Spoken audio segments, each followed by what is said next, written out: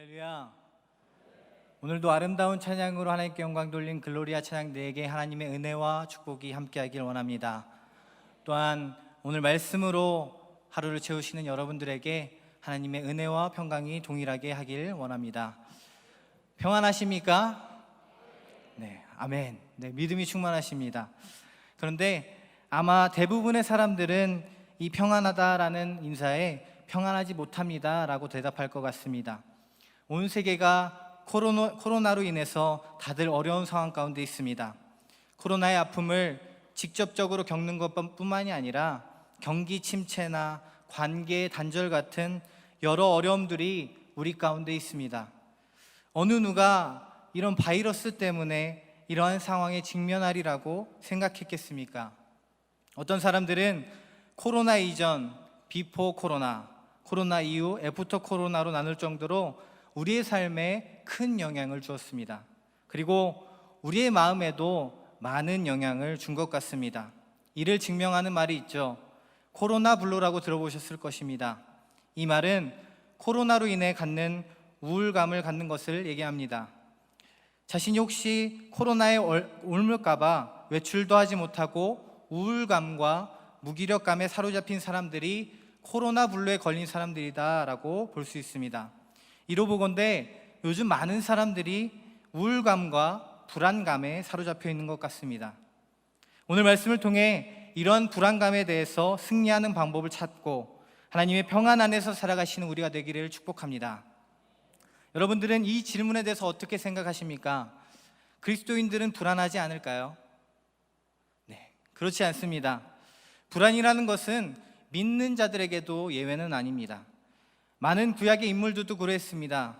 믿음이 약해졌을 때 그들의 불안은 불순종이라는 모습으로 나타났습니다.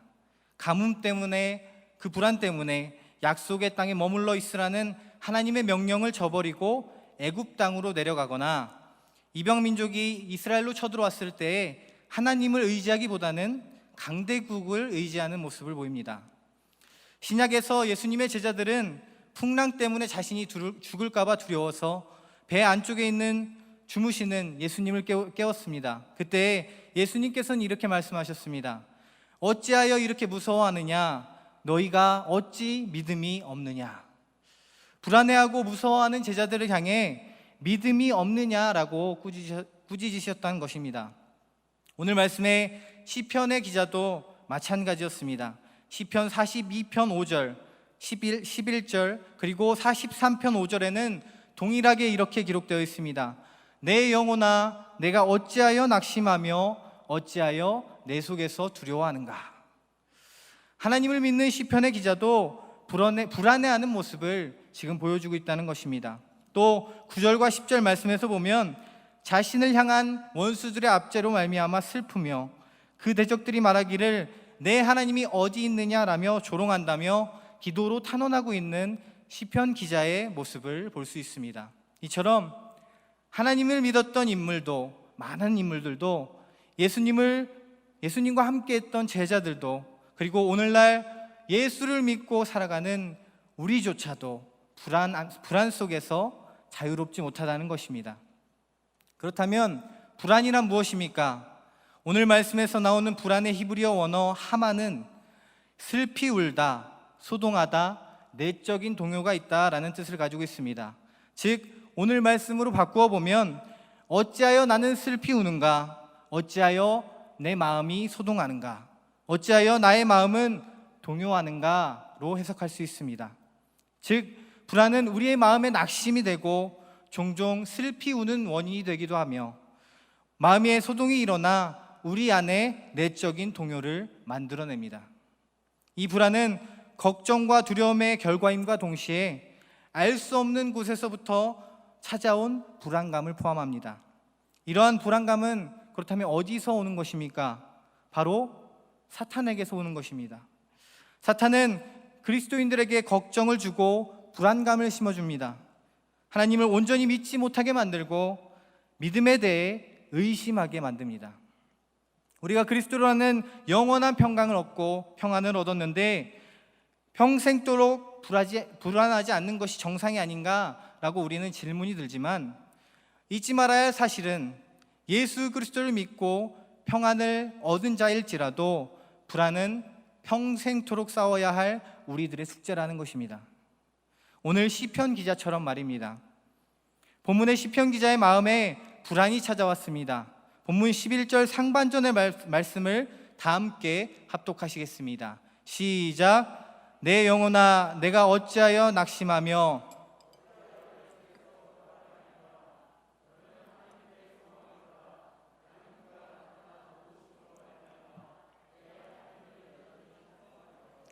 아멘. 상반절에서 보면 내 영혼아 왜 지금 낙심해 있니? 왜 지금 불안해하니? 라고 묻고 있습니다. 시편 기자는 자신의 낙심과 불안함이 당연한 것이 아님을 알고 있었기 때문입니다. 불안은 당연한 것이 아닙니다. 그렇다면 오늘 시편 기자는 이러한 당연하지 않은 불안에 대해 어떻게 극복하는지 말씀을 통해 함께 배우고 우리도 불안을 극복하고 하나님이 주신 마음의 평안을 채우시는 이 시간 우리 모두가 되기를 예수님의 이름으로 간절히 소망합니다.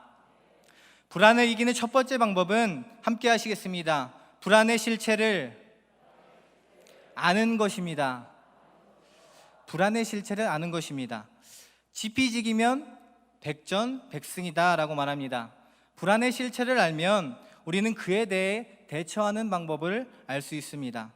먼저 불안의 주된 원인인 걱정과 두려움을 보면 심리학자 어니 젤린스키는 우리가 하는 걱정들에 대해서 이렇게 말합니다.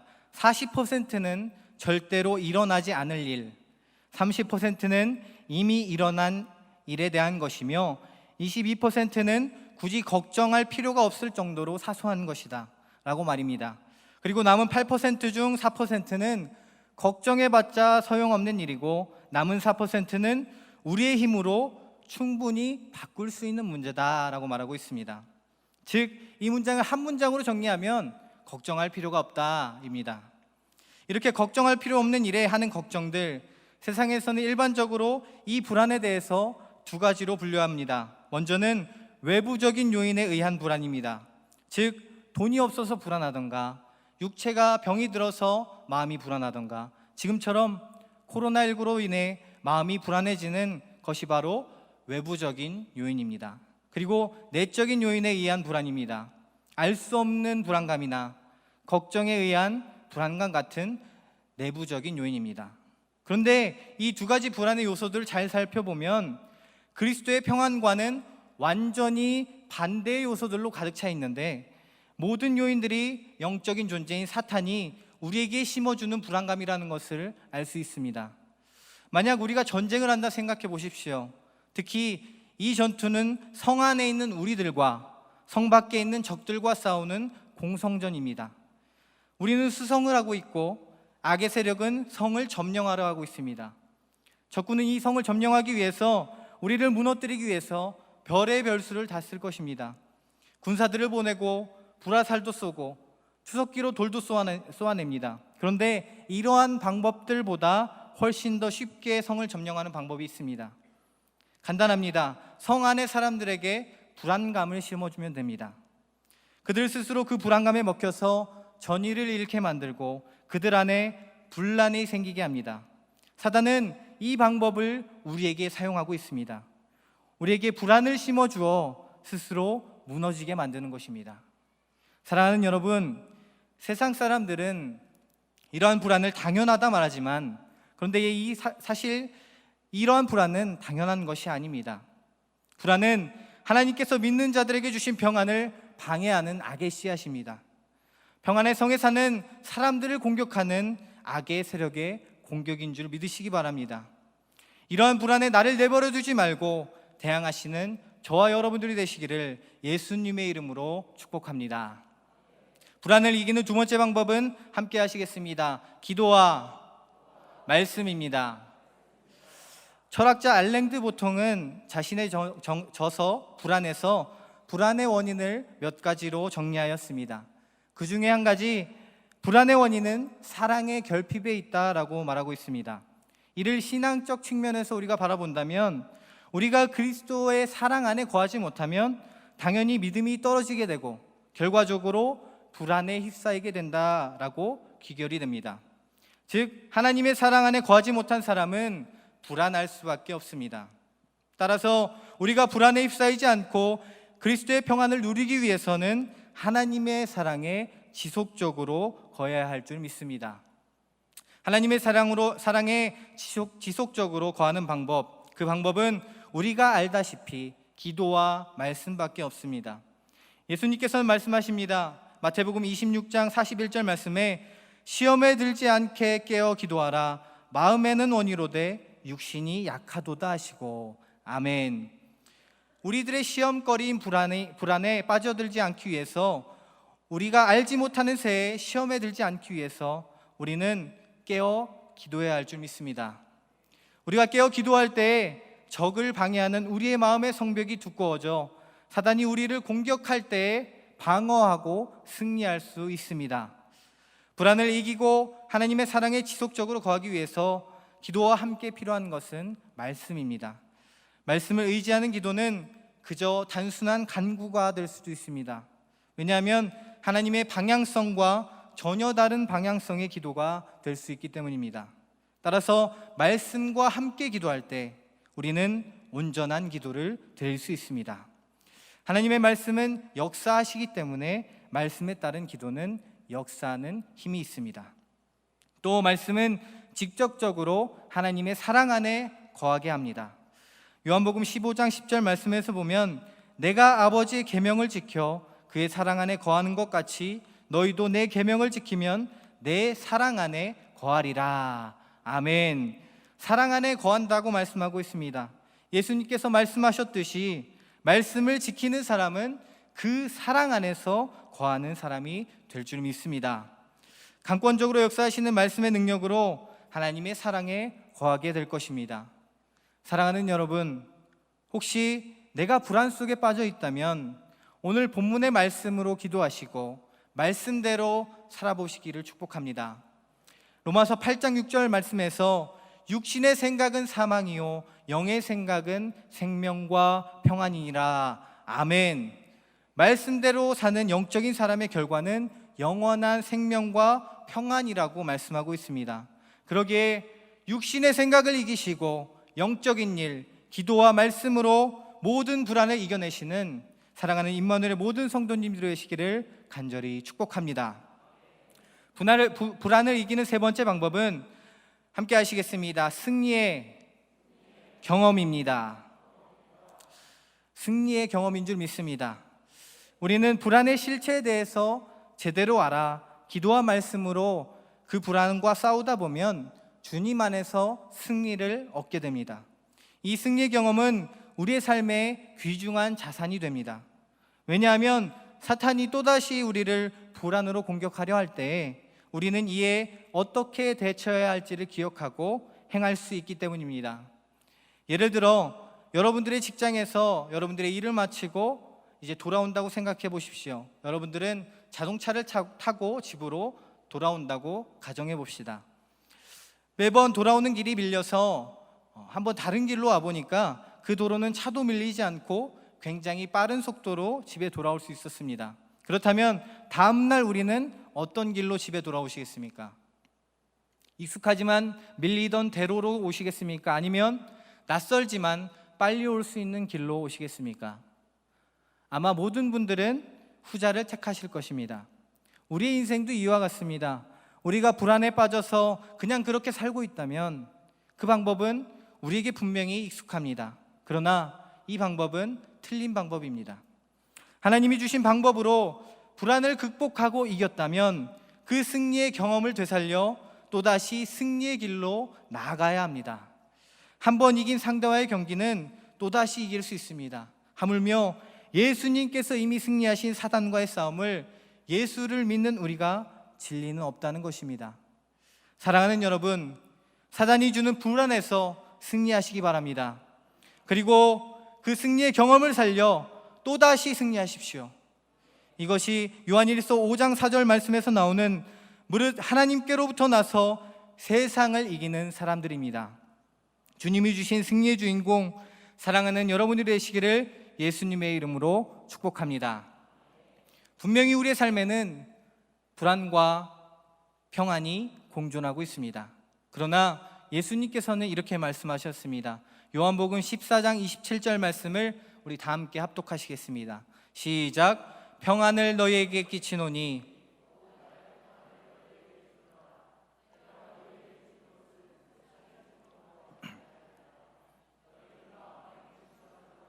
두려워하지도 말라. 아멘. 예수님께서는 우리에게 완전한 평안을 주셨습니다. 따라서 우리는 예수님께서 주신 이 평안을 지키기 위해서 불안과 싸워야 합니다. 골로새서 3장 10절 말씀에서 보면 우리는 새 사람을 입고 지식에까지 새롭게 하심을 입은 자라고 표현하고 있습니다. 새 사람을 입고 지식에까지 새롭게 하심을 입은 자로서 우리는 불안한 모습을 벗어버리고 그리스도의 평안을 입어야 할 줄 믿습니다. 골로새서 3장 15절 말씀에 그리스도의 평강이 너희 마음을 주장하게 하라 라고 말씀하고 있습니다. 그리스도의 평강이 우리 마음에 주장되도록 기도와 말씀으로 무장하시고 주님께서 주시는 승리의 경험으로 매일매일 싸우는 영적 전투에서 승리하십시오. 평강의 하나님이 우리를 승리케 하실 줄 믿습니다. 마지막으로 승리의 자녀, 그리스도의 평안을 지닌 자로서 우리는 어떻게 살아가야 합니까? 혹시 이번 주 결단을 기억하십니까? 지난 주일에 담임 목사님을 통해서 하나님께서 우리에게 주신 결단은 이것이었습니다. 내 주변의 소리에 귀를 기울이겠습니다. 우리 다 함께 하시겠습니다. 내 주변의 소리에 귀를 기울이겠습니다. 아멘. 여러분들의 귀를 한번 열어보십시오. 그리고 주변을 한번 돌아보십시오. 혹시 마음에 불안에 떨고 있는 사람들이 혹시 있으십니까? 우리만 그 불안에서 벗어나는 것이 아니라 그들의 마음을 공감해 주시고 그들을 위해 도구해 주시고 또한 그들과 함께 해 주시길 바랍니다. 그리고 이렇게 말씀해 주십시오. 함께 해 주시면 감사하겠습니다. 우리는 승리해야 합니다. 승리합시다. 아멘. 예수 그리스도의 평안으로 승리하시고 승리의 삶을 매일매일 이어가시는 우리 모두가 되기를 예수님의 이름으로 축복합니다. 기도하시겠습니다.